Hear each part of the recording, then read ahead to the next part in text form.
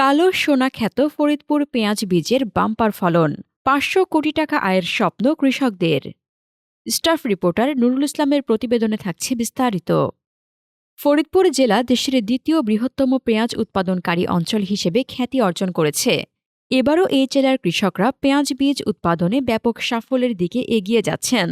স্থায়ীভাবে কালো সোনা বা ব্ল্যাক গোল্ড নামে পরিচিত এই পেঁয়াজ বীজের উৎপাদন এবার রেকর্ড পরিমাণ বৃদ্ধি পেয়েছে।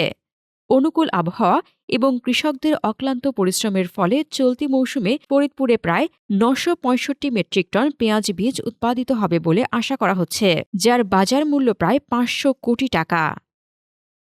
ফরিদপুরের কৃষকরা এবার পেঁয়াজ বীজ উৎপাদনে ব্যাপক সাফল্য অর্জন করেছেন। ফরিদপুর জেলায় সর্বোচ্চ ১,৮৫৪ হেক্টর জমিতে পেঁয়াজ বীজের চাষ হয়েছে। এর মধ্যে ২৮০ মেট্রিক টন স্থায়ীভাবে ব্যবহার হবে এবং বাকি ৬৮৫ মেট্রিক টন সারা দেশে সরবরাহ করা হবে। একসময় দেশে পেঁয়াজের বীজের চাহিদা পুরোপুরি আমদানি নির্ভর ছিল, কিন্তু বর্তমানে ফরিদপুরের কৃষকরা দেশের মোট চাহিদার ৫০% পূরণ করছেন। আপনার স্বপ্নের যাত্রা হোক ফ্লাই ইনফিনিটির সাথে। রোগ প্রতিরোধ ক্ষমতার জন্য বিভিন্ন ওষুধ স্প্রে করে থাকি এবং কোন সময় কোন রোগে আক্রান্ত হলো সেই বিষয়ে আমরা খেয়াল রাখি এবং এর পিছনে আমরা লাগেই থাকি। এর যে যত্ন, এই যত্ন সহকারে যদি আমরা করতে পারি তো ওই আবহাওয়া এবং যত্নের সাথে মেনটেন করে আমাদের ফলন ভালো হবে এবং ফলন দ্বিগুণ হওয়াতে আমাদের দেশের চাহিদা আমরা পূরণ করতে পারবো। এবং মানুষ বিভিন্নভাবে বিভিন্ন বীজ কিনে প্রতারিত হচ্ছে। আমরা সেই হিসাবে আমরা কৃষকরা যারা উৎপাদন করি, আমি মনে করি যে কৃষকরা যেন বুঝতে পারে যে কারা বীজটা উৎপাদন করে, আমরা তাদের উৎপাদনকারীর কাছ থেকে আমরা বীজটা নেই, তাহলে আমরা প্রতারিত হব না এবং আমাদের দেশও ভালো থাকবে, উন্নতি হবে এবং আমরা দেশের জন্য ভালো কিছু করতে পারবো। বীজটা হচ্ছে আপনার স্বাভাবিক কিছু না। বীজ উৎপাদন করা অনেক কষ্টকর এবং অনেক ঝুঁকিপূর্ণ। যেমন শিলাবৃষ্টি, ঝড় বৃষ্টি এবং অতি তাপমাত্রা, এটা যদি হয় তাহলে পরে আমাদের বীজ হবে না। তো সেই হিসাবে যদি প্রকৃতির সাথে আবহাওয়ার সাথে মেনটেন করে যদি সেভাবে আমরা যত্নটা নিতে পারি, আলহামদুলিল্লাহ আমরা ভালো ফলন আশা করতে পারি এবং আবহাওয়া ভালো থাকলে আমরা এই বীজটা সুন্দরভাবে ঘরে তুলতে পারি এবং কৃষক পর্যায়ে আমরা ভালো বীজ দিতে পারি। ভালো বীজে ভালো ফসল, এই কথাটা আমরা সবসময়ের জন্য বলি। এই কারণে আমরা এত কষ্ট করি এবং এইভাবে ছেলে বাচ্চা কাচ্চার মতো আর কি যত্ন করে এটাকে আমরা পরিপূর্ণভাবে বীজ উৎপাদন করি। এই বীজটাকে কেন কালো সোনা কৃষকরা বলে? আসলে ফরিদপুরের কালো সোনা বলতে এই পেঁয়াজের বীজ। কালো সোনা মানে দেখতে কালো বীজ আর সেই হিসাবে দামি, এই কারণেই মানুষ কালো সোনা বলে এটাকে বলে, ব্ল্যাক ডায়মন্ড বলে। আলহামদুলিল্লাহ আমরা মনে করি এখন দানা হিসাবে কেউ চিনে না, পেঁয়াজের বীজ এবং কালো সোনা এটা হিসাবেই চিনে। তো আলহামদুলিল্লাহ যে নামেই হোক, আমরা যেন ভালো বীজ ভালোভাবে উৎপাদন করতে পারি এবং কৃষক পর্যায়ে জন্য আমরা ভালো বীজ দিতে পারি, কৃষক যাতে প্রতারিত না হয়। ২১ বছর যাবৎ পেঁয়াজ বীজ চাষ ও উৎপাদন করছি। এবারের ফলন অত্যন্ত ভালো হবে বলে আশা করছি। আমি ১০০ একর জমিতে পেঁয়াজ বীজ চাষ করেছি এবং এই বীজের মানের জন্য আমি দেশের সেরা কৃষানী হিসেবে পুরস্কৃত হয়েছি। এবারের পেঁয়াজের ফুলে দানা এসেছে বেশ ভালো। আবহাওয়া সহায়ক থাকলে বিঘা প্রতি ২ থেকে ২.৫ মণ বীজ পাওয়া যাবে। এই পরাগায়ন করতেছি এই কারণে যে হয়তো এখন মৌমাছির সংকট, মৌমাছি নাই বলতে নাই। এখন এই পরাগায়ন করলে পেরে বীজটা খুব ভালো জন্মে, বীজটার খুব গুণগত মান বৃদ্ধি পায়। সেই জন্যে আমরা পরাগায়ন করতেছি। আর এইখানে আমি অনেক বছরই থাকি, বুঝছেন, অনেক বছর, অন্তত ২০ বছরের মতো থাকি। এই সাইডে আবার এই প্রজেক্টে অনেক আমার সুযোগ সুবিধা। আবাদ এবছরে খুব ভালো আবাদ হয়েছে ইনশাল্লাহ, আল্লাহর রহমতে খুব ফলন বেশি হবে, বৃদ্ধি হবে আলহামদুলিল্লাহ। এখন পরাগায়ন করতেছি কারণ আমাদের এখানে মৌমাছির হচ্ছে সংকট, মৌমাছি নাই, তার জন্য আমরা নিজেরাই মৌমাছিও মনে করেন পরাগায়ন করতেছি যাতে আমাদের বীজটা সুন্দর হয় বা ভালো হয়, যাতে পরবর্তীতে এটার মান আরো সুন্দর হয়। এর জন্য এই যেরকম হাত দিয়ে ঘুরাইয়া যাতে মধুরা ভিতরে যায়, যাতে বীজটা ভালো হয়, এতটুকুই।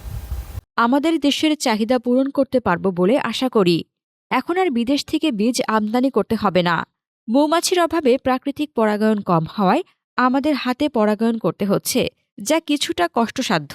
তবে আমরা সরকারের সহযোগিতা ও পৃষ্ঠপোষকতা কামনা করছি, যাতে আমাদের উৎপাদন আরও বৃদ্ধি করতে পারি এবং দেশের কৃষি খাতকে আরও সমৃদ্ধ করতে পারি। এই ফরিদপুর জেলায় যে পেঁয়াজের বীজটা উৎপাদন হয়, ধরেন সারা দেশে পেঁয়াজের চাষিদের মানে যোগান দেয়। এই ধরেন আমাদের দেশে যদি সরকার একটু মানে এই চাষিদের একটু নজর রাখে, খেয়াল করে, তাহলে ধরেন আরো বেশি উন্নয়ন করবে এবং উৎপাদন করবে। ধরেন বাংলাদেশে সব অনাচে কোনাচে থাকবে, আবার বিদেশেও দিতে পারবে, হ্যাঁ বাহিরেও দিতে পারবে। তাহলে দেখা গেছে আমাদের দেশের এই সরকার যদি এই কৃষকদের একটু খেয়াল করে, তাহলে কৃষক আরো মানে বীজ তৈরি করবে, দেশের আনাচে কোনাচে সব জায়গায় পাবে, সব কৃষকে এই আবাদ করতে পারবে। হ্যাঁ, এইটা করলে পরে আমাদের একটু সুবিধা হবে। বিদেশ থেকে বীজ আনতে হবে না, উল্টে আরো আমরাই বিদেশে বীজ পাঠাবো যদি সরকার আমাদের উপরে কৃষকদের উপরে একটু নজর রাখে। কি কারণে? আমাদের মাটি ভালো। মাটি ভালো, তাই ফরিদপুর জেলার মাটিটা ওর পুরোপূর্ণ পেঁয়াজের জন্য বিখ্যাত।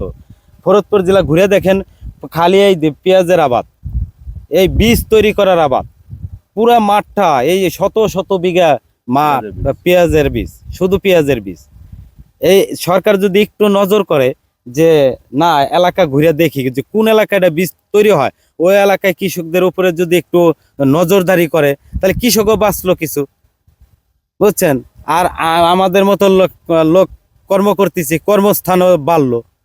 আমাদের এই ফরিদপুরে অম্বিকাপুর কালো সোনার দেশ, এটা আমরা কালো সোনা বলি। আমাদের এই পেঁয়াজের বীজ চাষ করে আমাদের এই অম্বিকাপুর ভাষণচর এবং গোবিন্দপুর দিয়ে আমাদের মানুষের খুব উন্নয়ন আছে এবং মানুষ খুব ভালো আছে, অর্থনৈতিক চেঞ্জ হয়েছে। তারপরে মানুষের জন্য অনেক ভালো হয়েছে এবং বিভিন্ন দেশের লোকগুলো এসে এই পেঁয়াজের বীজ সবার খানের বাড়ি এসে অনেক লোক কাজ করে এরা জীবনযাপন বাঁচতেছে, এদের পরিবারগুলো বাঁচতেছে এবং খানের খুব সুনাম হচ্ছে। এবং খানের দায়িত্বে আমরা অনেক কাজ করি এবং আমাদের কোনো বিপদ আপদ হলে খান আমাদের পাশে যাওয়া দাঁড়ায়।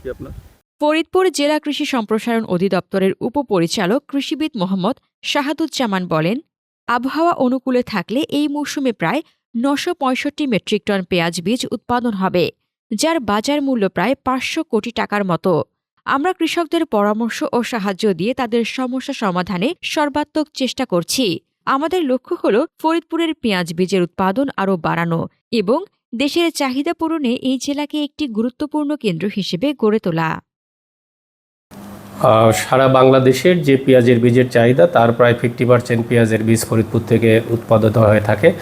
এবছর আমাদের লক্ষ্যমাত্রা ছিল 1820 হেক্টর এবং এর এগনেস্টে অর্জন হয়েছে 1854 হেক্টর, এবং আমরা আশা করছি এখান থেকে প্রায় 965 মেট্রিক টন বীজ উৎপাদন হবে এবং যার বাজার মূল্য প্রায় 450 থেকে 500 কোটি টাকা।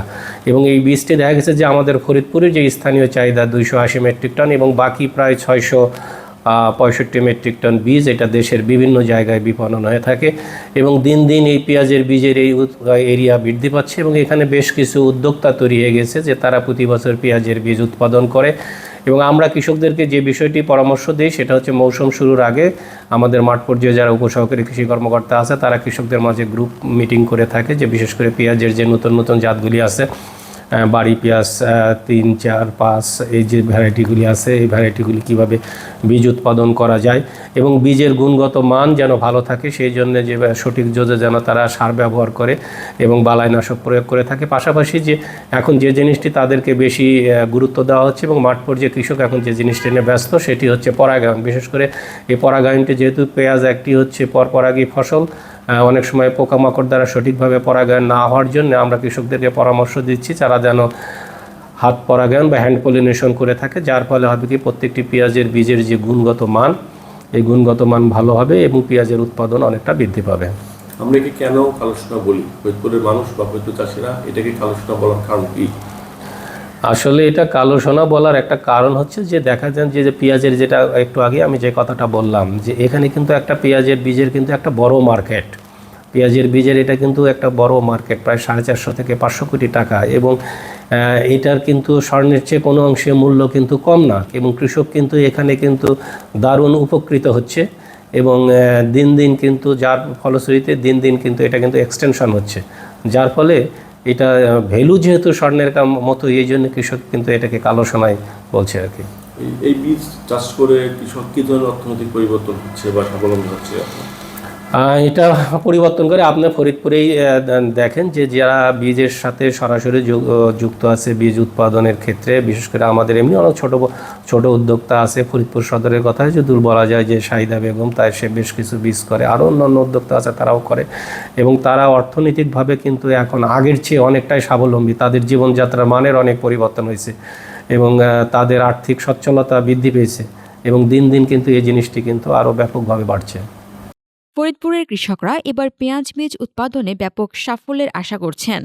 কর্তৃপক্ষের সহযোগিতা এবং কৃষকদের অক্লান্ত পরিশ্রমের ফলে এ জেলার পেঁয়াজ বীজ দেশের প্রতিটি প্রান্তে পৌঁছে যাবে বলে আশা করা হচ্ছে। ফরিদপুরের কৃষকদের এই সাফল্য দেশের কৃষি খাতের জন্য একটি উজ্জ্বল দৃষ্টান্ত হয়ে থাকবে। হাসনাতুজ্জাহান হিমু, দৈনিক খোলা চোখ। আপনার স্বপ্নের যাত্রা হোক ফ্লাই ইনফিনিটির সাথে।